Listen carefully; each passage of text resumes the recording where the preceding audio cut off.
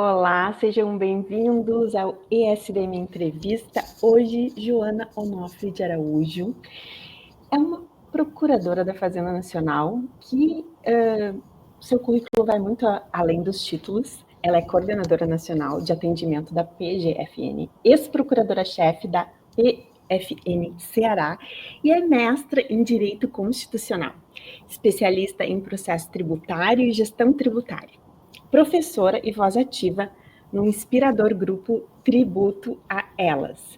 Joana Onofre de Araújo não apenas ocupa espaços, ela também transforma os espaços. A sua trajetória é uma travessia entre o rigor técnico e a sensibilidade de quem entende que o serviço público é vocação e ensino, uma forma de eternizar conhecimento. Então, nessa nossa conversa, nós pretendemos desvendar as trilhas que ela percorreu, os desafios enfrentados o que ela ainda sonha em construir para uma advocacia pública mais moderna, eficiente e plural. Seja muito bem-vinda, Joana, aqui no STM Entrevista. É um prazer te ouvir. Então, muito obrigada, Sinara, pelo convite. Estou lisonjeada aí com essa apresentação lindíssima. Já valeu a pena estar aqui por ouvir tantos elogios aí que me fizeram muito bem. Bem, a nossa conversa hoje é sobre um pouquinho da minha experiência aqui enquanto coordenadora de atendimento da PGFN. Nós tivemos um congresso ano passado em Brasília, com o primeiro congresso da dívida ativa, que não foi a dívida ativa da União, foi a dívida ativa como um todo, exatamente para trazer esse diálogo da PGFN com os estados, com os municípios, suas respectivas procuradorias, o que foi muito válido para todos nós. Foi um momento muito oportuno para essa abertura, essa troca de experiência entre as procuradorias tributárias. E hoje eu vou falar um pouquinho sobre o que eu falei nesse encontro. Nesse encontro, eu me incumbiram de uma palestra sobre as medidas, os impactos que as medidas de cobrança da PGFN trouxeram para o atendimento. Todos nós sabemos o quanto que a PGFN foi vanguarda, é até hoje vanguarda, em relação à cobrança da dívida ativa da União.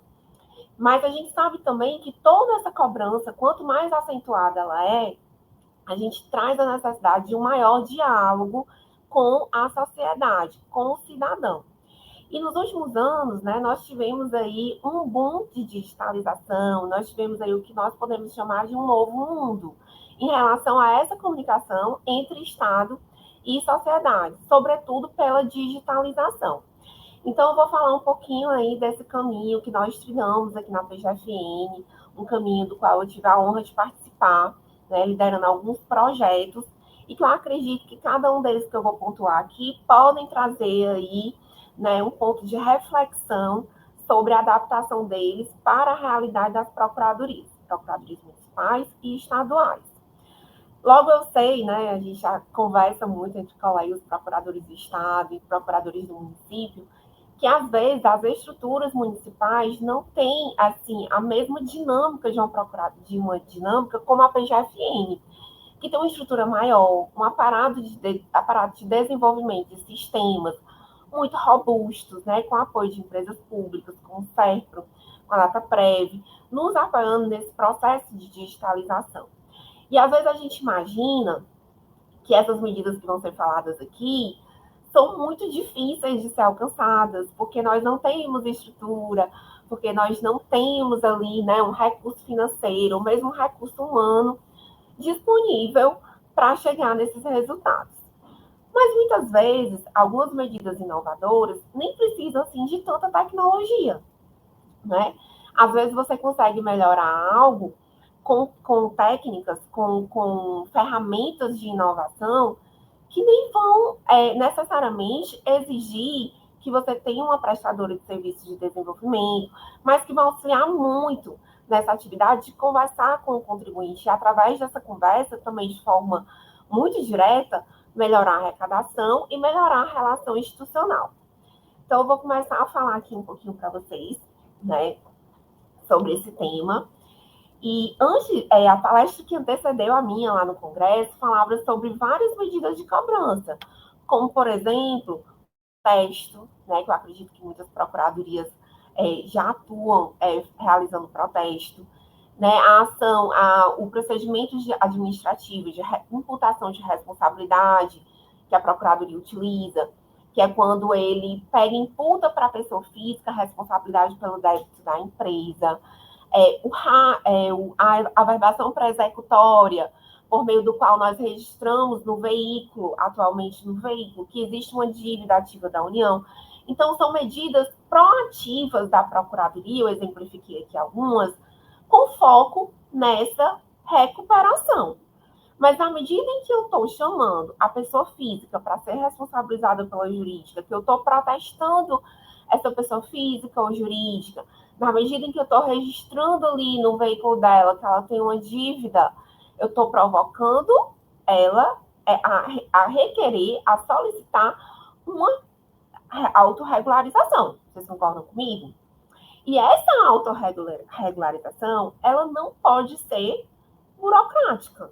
Já que a gente está aqui apertando esse devedor, a gente também tem que facilitar esse diálogo. E aí entra a nossa ação reativa, que visa o quê? Reduzir a litigiosidade e estimular a conformidade fiscal. Então, tem toda uma área da Procuradoria que trabalha aqui, né, com foco na recuperação. Vamos protestar, vamos fazer uma averbação pré-executória, vamos impugnar, vamos chamar essa pessoa física para responsabilização, mas eu não posso fazer isso sem dar oportunidade das nossas unidades e desse contribuinte de facilitar o acesso à regularização, ok? Então, a própria OCDE, ela reforma essa necessidade que a administração pública ela tem que ser mais eficiente, que tem que ser mais capaz de garantir conformidade, evitar fraude e potencial para reduzir o tax gap. Então, aqui a gente vai focar nesse auxílio que a gente vai dar para o contribuinte para que ele garanta a sua conformidade. Então, com tantas mudanças que a gente teve, né, com a digitalização dos serviços, com a própria pandemia, que exigiu que nós fechássemos as unidades, ao mesmo tempo em que nós não paramos de arrecadar, nós não paramos com os processos de cobrança, porque naquele momento era quando o Estado mais precisava, né, de recursos, nós não poderíamos parar. E é lógico que nem todos os setores foram impactados negativamente. Alguns setores foram impactados positivamente. E a gente tinha também que fazer a cobrança dos tributos em relação a esse cenário que se apresentava, até para que o Estado tivesse recursos para poder custear as políticas públicas necessárias. Mas aí veio a pandemia e a gente pensou, meu Deus, o contribuinte hoje é acostumado a vir na Procuradoria, a Procuradoria está fechada. O nosso atendimento é lá na Receita Federal. Vamos todo mundo trabalhar em casa, mas como é que isso vai ser? E aí, depois que acabou a pandemia, né, tornou todo mundo ficou digital. E quando acabou a pandemia, como é que seria esse retorno? Nós digitalizamos todos os processos. A gente não teria acesso a um atendimento no tempo anterior à pandemia, não teria. Então, era um cenário muito indefinido para todos nós, de como a Procuradoria ia fazer para conseguir esse melhor diálogo nesse novo mundo que se apresentava. Então, qual foi a nossa ideia, né? Primeiro, entender como é que era essa nova relação que se instaurava. Depois nós passamos a avaliar os nossos processos e capacidades que a gente tinha. Então, muita coisa mudou. Unidades mudaram, fluxos de trabalho mudaram. Então, a gente tinha que avaliar como é que estava tudo isso dentro do nosso contexto. A partir disso, fazer um estudo para modernizar e transformar, né, fazendo a substituição de processos antigos por novos, orquestrar e medir, implementar novas tecnologias, né, orquestrar essa entrega, e isso tudo inspirado, né, nas boas práticas internacionais, sobretudo aqui nas ideias que o Gartner sempre nos apresentou. Então, nós começamos a mergulhar nessa nova realidade. E uma das coisas que a gente teve necessidade de reformular foi a nossa portaria de atendimento. Então, nós tínhamos uma regulamentação do atendimento que era anterior à pandemia. E nós percebemos que essa portaria já não tinha mais qualquer pertinência com o momento atual. Mas daí eu achei, a gente como coordenação de atendimento, eu e meus colegas, lógico, será que seria válido a gente chegar aqui de cima, né, e dizer, o atendimento agora vai ser assim ou assado, vai ser desse jeito ou do outro? Ou o que é que seria melhor? A gente chamar os atendentes que estavam ali no front todos os dias com esses contribuintes, ouvir os contribuintes, ouvir os advogados, que era o nosso público, ouvir os contadores, né, que também é outra classe, que se relaciona diariamente com a PGFN, para a gente redesenhar o nosso atendimento. Então, assim, os novos problemas, né, esse novo mundo, demandavam muito claramente para a gente novas ferramentas. E para a gente ter essas novas ferramentas, era fundamental que a gente entendesse a fundo, não de forma superficial, a natureza desses novos desafios. Então, assim, o desafio de avançar na era dos dados está nos modelos mentais, na cultura, nos aspectos humanos e não na tecnologia.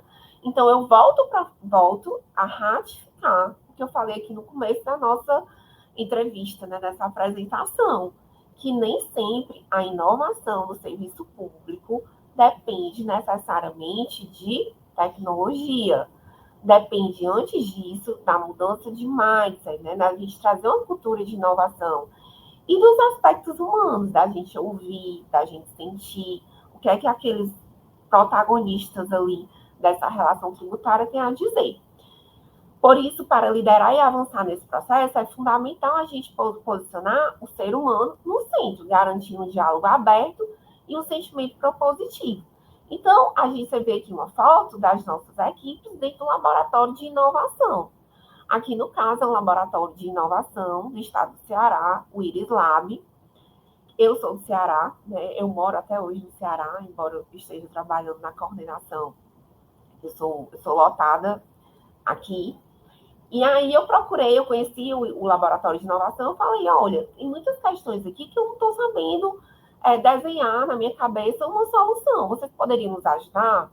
E o pessoal do laboratório é sempre muito criativo, e eles têm técnicas específicas, né, com design thinking, por exemplo, que ajudam a gente a poder fazer um mapeamento dos nossos problemas e traçar soluções. Então, foi esse o pontapé inicial aí das nossas entregas. Então, a primeira entrega que a gente fez foi a inovação jurídica através da linguagem simples e do legal design. Joana, vocês investiram quanto nisso aqui? Você chuta, Sinara?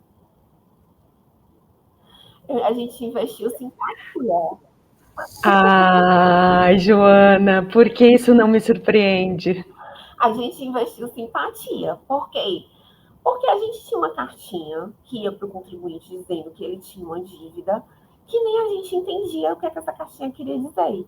Né? Não sei se eu trouxe aqui o modelo da cartinha, mas já veio, mas ela dizia, ilustríssimo senhor, não sei o que, fulano, você está inscrito nos cadastros da DIV, da TIV, parará, e a pessoa ficava logo nervosa, tensa, desesperada. O que é que eu fiz? Meu Deus, eu vou ser presa, né? Era uma coisa que mais me incomodava, era o nosso estilo de linguagem, era o nosso estilo de comunicação. E aí eu cheguei na época, era a Jéssica, a coordenadora desse laboratório, eu disse, Jéssica, eu não gosto disso, eu acho que não é uma linguagem acessível. Eu sei que vocês têm diversos projetos em linguagem simples, vamos reformular essa carta? Ela disse, na hora, a gente fez um acordo de cooperação técnica. Então, o que a gente fez a título institucional foi um acordo de cooperação técnica. E a partir, não foi contratação de sistema, não foi contratação que demanda altos custos, né? Foi isso, um acordo de cooperação técnica. E nós passamos a fazer a facilitação desse documento que, para nós, era difícil de compreender. Imagina o cidadão. Então, como é que foi esse processo? Né? Primeiro, a gente tinha que entender esse problema. A gente passou a... Qual é o problema? A linguagem está difícil, o contribuinte não sabe nem o que é estar inscrito nos cadastros de dívida ativa da União. Quanto mais como é que resolve, quanto mais como é que recorre, quanto mais como é que negocia. Então, a gente entendeu perfeitamente que o nosso problema era de comunicação, de linguagem. Daí, a gente começou a fazer um planejamento, reuniões semanais de reformulação dessa cartinha. com vários agentes envolvidos, né? Nossas equipes de atendimento, as pessoas do laboratório e usuários reais. Daí a gente começou a aplicação da técnica de linguagem simples e do direito visual. Feita a caixinha bonitinha, nós fomos para a fase de validação. E nessa validação era uma guerra, porque um dizia que entendia de um jeito, outro do outro, enfim. Depois de muito refinamento, que envolve paciência e simpatia, a gente fez lá um protótipo, né? Fizemos os ajustes, fizemos um protótipo, e hoje nós temos uma carta que o próprio Iris concorreu a um prêmio de linguagem simples na Argentina, a PLEN, e foi vencedor, né? Esse prêmio eles levaram, porque foi merecidamente uma iniciativa que não teria ocorrido sem a ajuda deles, mas que deu muito certo e que foi tomada como referência por várias outras procuradorias, né? Então, aqui eu trago mais uma vez um modelo de uma prática inovadora que existiu aqui na Procuradoria para facilitar esse contato com o contribuinte, para facilitar o atendimento, e que não demandou grandes recursos e que não demandou desenvolvimento de sistema. Aqui era a cartinha antiga, como eu falava, né? A Procuradoria notifica Vossa Senhoria quanto à inscrição de débitos em dívida ativa, no qual foi apurada a sua responsabilidade para uma coisa. Olá, Joana, verificamos que você tem tributos com a União Federal inscritos em dívida ativa. Olha a diferença, né, da linguagem. E o que é que isso quer dizer? E qual é essa minha dívida? Como é que eu faço para regularizar? Onde eu posso fazer esse procedimento? Então, é totalmente diferente, né? A forma como um contribuinte recebe essa carta e a forma como ele recebe a carta com facilitação, né, de compreensão, com direito visual e com linguagem simples. Tivemos outros casos de aplicação da mesma técnica, como, por exemplo, a nossa portaria de atendimento. Nós publicamos ela no Diário Oficial, porque ela não tem Diário Oficial, até onde eu sei, não sei se mudou, ainda não recebe os modelos em linguagem simples.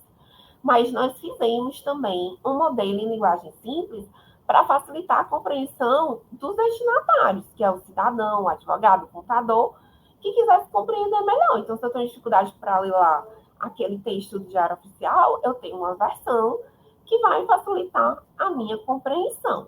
Então, nós aplicamos isso em outros instrumentos, em pareceres, em atos normativos, né? Os editais. Agora acabou de sair um edital do Desenrola Rural. Nós fizemos um modelo simplificado. Então, tudo isso são práticas inovadoras que nós temos hoje no Brasil diversos laboratórios de inovação e que, com certeza, eles enchem os olhos quando chega um projeto desse para eles trabalharem, porque tem utilidade prática para a sociedade. Aqui eu trouxe outro exemplo, que é o redesenho de serviços por meio do Design Thinking. Né? Aqui atrás é uma foto real, novamente estávamos com esse outro projeto, junto com o Laboratório de Inovação, onde através do Canva, que é um app, né, que muita gente tem, nós redesenhamos fluxos de trabalho. Então, como é que ocorre a transação? Aqui a gente teve todo um grupo que trabalha com transação, discutindo todas as nuances, todos os pontos estratégicos da transação, para depois disso aqui a gente ter um fluxo interno desenhado. Por que esse processo é importante? Porque eu consigo ver de forma muito clara e de forma muito interdisciplinar entre equipes diferentes, entre pessoas diferentes, a resolução dos meus problemas. Quando eu peço para um gestor que está no órgão central, que está na cúpula, né, trazer solução para um problema, talvez esse gestor ele não tenha capacidade técnica de identificar os reais gargalos. E quando eu trago as pessoas que utilizam esse serviço, que é a transação, os procuradores que analisam a transação, o usuário, o advogado que utiliza a transação, ele dá insumos muito valiosos para que o gestor possa tomar a decisão estratégica mais acertada, melhor para todos os envolvidos. Então, isso é totalmente possível através do Design Thinking, que é outra técnica bastante usada pelos nossos projetos aqui na coordenação. Agora mesmo, a gente está desenvolvendo um módulo de procurações que o Regularize não tem. Então, foi todo utilizado com design thinking. Né? A gente fez design thinking com os nossos colaboradores, com advogados que vão utilizar esse serviço. Então, é uma técnica que a gente acredita que quando a gente coloca esse produto no ar, no site, ele traz uma visão muito boa sobre o que é que a gente espera para esse produto, né? Tá em consonância com foco nesse cidadão, nesse usuário do sistema. Então, assim, para modernizar e transformar, nós temos diversos modelos, mas alguns são referenciados internacionalmente, né? Aqui eu trouxe um quadro que é do Gartner, né? Que fala sobre múltiplos canais de atendimento. Então, hoje nós temos, de fato, né, esses paradigmas aqui a seguir. Então, é muito difícil quando você está em uma procuradoria municipal ou estadual, e até para a gente também é difícil, a gente não tem um norte, a gente não tem um referencial. Então, para hoje, a gente segue muito esse referencial das boas práticas internacionais. Como assim, Joana? O que é que você precisa para ter um bom atendimento? Então, assim, eu tenho o portal Regularize, que é o nosso canal central de atendimento digital. Porém, ele não é o único. Né? Nós estamos desenvolvendo assistente virtual, nós estamos desenvolvendo CRM, que é uma espécie de chat assíncrono, né? Em substituição dos nossos e-mails. Então, assim, várias ferramentas que nós estamos construindo hoje na Procuradoria a nível de sistema, elas não são pensadas única e exclusivamente intuitivamente. Elas são pensadas de acordo com as boas práticas internacionais. E aqui também eu trago, né, esse panorama geral, que eu não vou me estender aqui, do Gartner, que é referencial para qualquer procuradoria, e quem tiver interesse de saber, de entender mais, de pesquisar, também pode procurar beber dessa fonte, que é muito válida. E aqui a gente tem, né, as próximas entregas do Regularize, eu coloquei lá que a Easy, né, a Easy ainda não saiu desde aquele dia, acredita, nós tivemos muitas dificuldades, nós também enfrentamos dificuldades tecnológicas, né, e o nosso chat assíncrono, quando eu falei aqui, mas muitas outras novidades foram lançadas, como, por exemplo, o sistema de negociações, que foi lançado há pouco mais de um mês, ele foi reformulado. Outro exemplo, né, esse módulo de procurações que eu acabei de falar para vocês. Então, são produtos que são entregues após ampla discussão, utilizando design thinking, utilizando metodologias dialéticas dentro da instituição, mas, sobretudo, com testes de usuários de fora da instituição, o que a gente julga que facilita muito a adaptação da sociedade, das pessoas, dos usuários, aos produtos que nós entregamos. Né?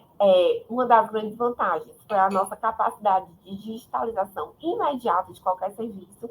Então, hoje a gente tem no portal Regularize esse cardzinho que é outros serviços. Então, saiu agora a portaria do PTI, vamos supor, que trata, né, do programa de transação das causas de grande relevância econômica, de grande impacto econômico.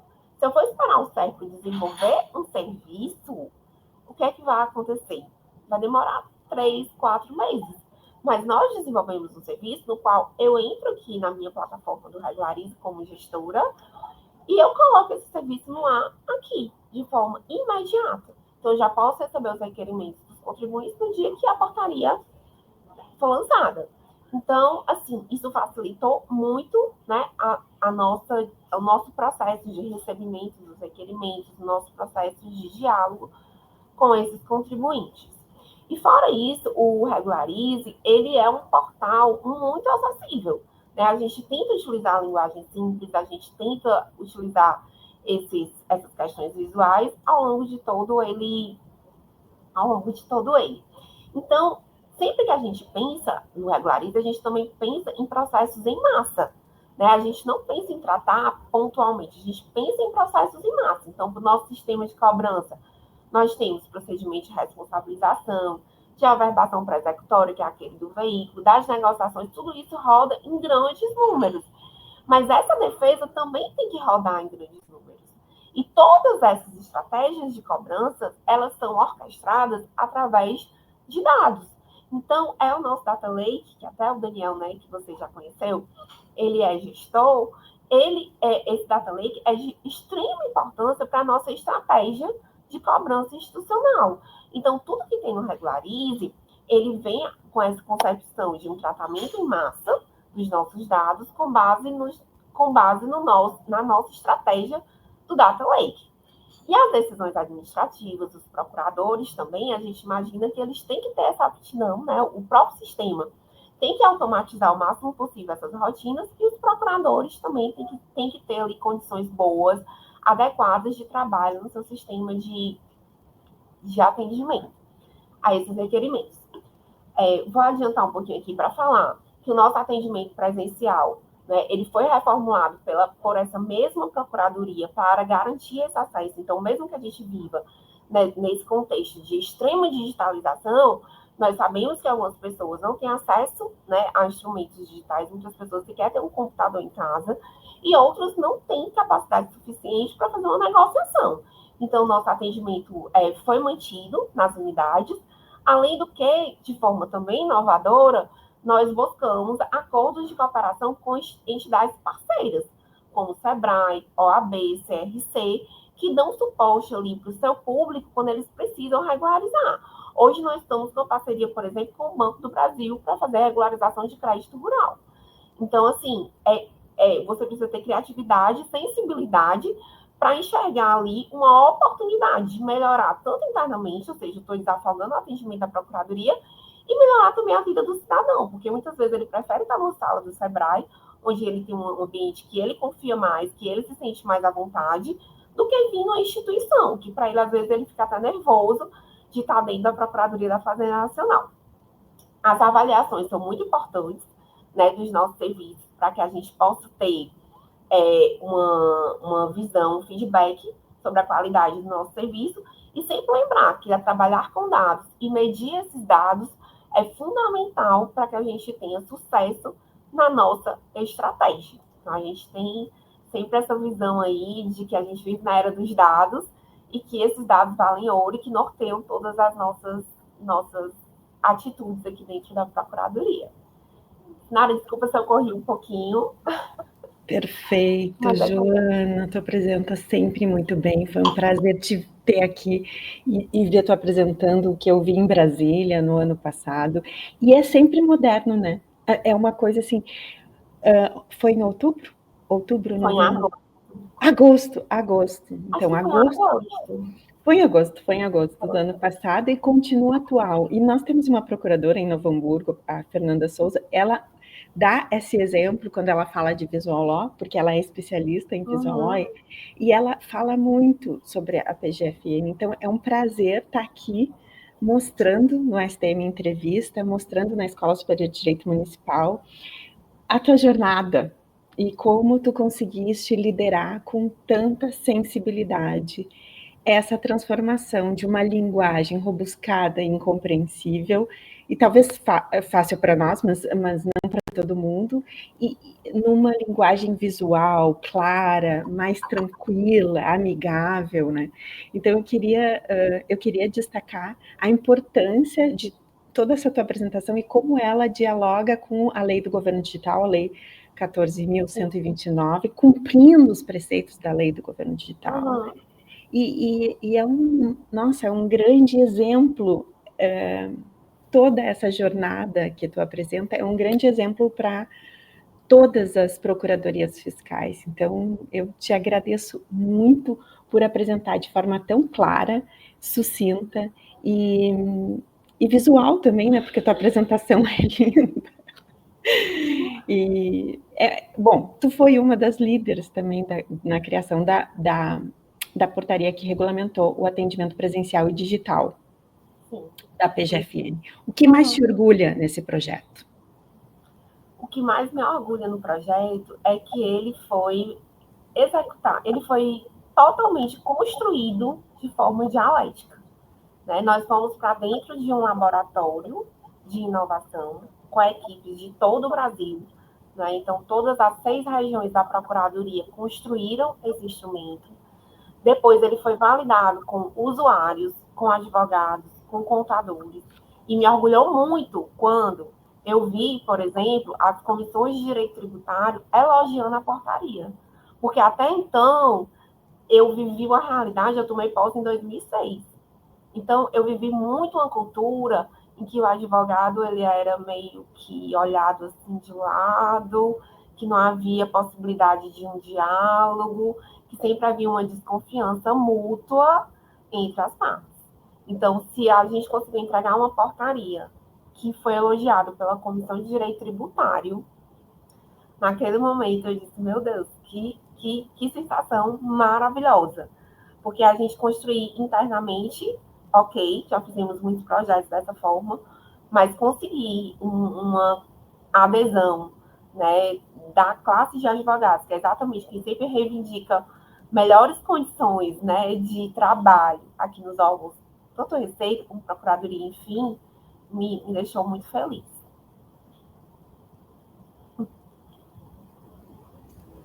E, Joana, e o portal Regularize é, para mim, o maior exemplo de transformação digital. E eu queria que tu nos dissesse assim, o que tu ainda gostaria de fazer nele? Ainda o que tu espera dele, ou se tu vê algo a mais? Porque ele me parece muito, muito... ele está avançado perto de todo o resto, ele é muito avançado. Tu ainda espera mais dele? Eu espero muito mais, Sinara. Se eu te mostrar o meu backlog, que é o lugar onde eu anoto os meus desejos, você nem acredita. Então, assim, nós esperamos muito mais. Sempre a gente quer, porque a tecnologia, ela muda toda hora a gente tem grandes avanços tecnológicos. Então, eu espero que a gente possa utilizar a inteligência artificial de forma muito ética, né, dentro do portal Regularize, para ajudar o cidadão, para ajudar as empresas, para ajudar as nossas equipes. Então, eu espero aí, a gente vai trazer em breve, né, uma nova forma de acesso mais segura, que é um módulo de procurações que é muito solicitado por todo mundo, por todos os advogados e contadores. Então, o portal Regularize, ele tem uma esteira muito dinâmica de melhorias, né, de evoluções. E eu espero que seja assim por muito tempo. Bom, eu quero te dizer que eu sou muito orgulhosa. Eu tenho orgulho do portal e eu tenho orgulho de ver que isso foi feito com criatividade, com trabalho de dentro. E tu explicando mostra tão claramente que a criatividade junto com a oportunidade transforma. Para mim é uma transformação.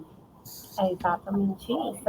É ver a oportunidade e para isso você tem que ter criatividade. Você não precisa necessariamente de tecnologia, você não precisa ter recurso orçamentário algumas vezes, mas se você tiver criatividade, aproveitar a oportunidade, você pode fazer uma entrega muito válida para a sua instituição.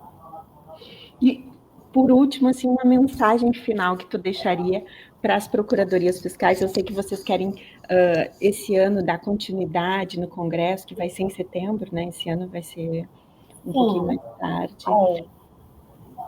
Bem, a mensagem final é que a gente possa manter, né, essa troca de experiências, esse diálogo, que a Procuradoria possa, de fato, sempre evoluir. Como eu falei, eu sou muito orgulhosa do portal Regularize por tudo que ele é, não é? Mas a gente tem sempre em mente que nós queremos mais, porque as necessidades vão surgindo, as demandas vão surgindo, e a gente precisa acompanhar. Então, a mensagem que fica é essa, que estejamos sempre unidos, né, Procuradoria da Fazenda, Procuradorias estaduais, Procuradorias municipais, trocando experiências em prol de uma justiça tributária. Perfeito. Eu fico muito grata pelo teu tempo, por poder te ouvir, poder registrar, gravar e, de novo, sentir que há uma esperança para a gente a partir da criatividade, dessa oportunidade de trabalho em conjunto, de acordo de cooperação, de linguagem simples, de direito visual, de uma comunicação mais efetiva. Muito, muito obrigada. Joana, a gente tem o mesmo tempo, eu também entrei na Procuradoria do município em 2006, a gente tem o mesmo tempo. Interessante isso. Que bacana. E a gente não perdeu a empolgação, né? O brilho nos olhos. Quase 20 anos. Ano que vem vamos fazer 20 anos de carreira. Exatamente. Continuamos em empolgados.com. Parabéns pelo teu trabalho, parabéns pela tua liderança. É um orgulho ter uma mulher liderando essa transformação digital. Para mim, tu é uma das referências na advocacia pública, assim como o Daniel. Obrigada.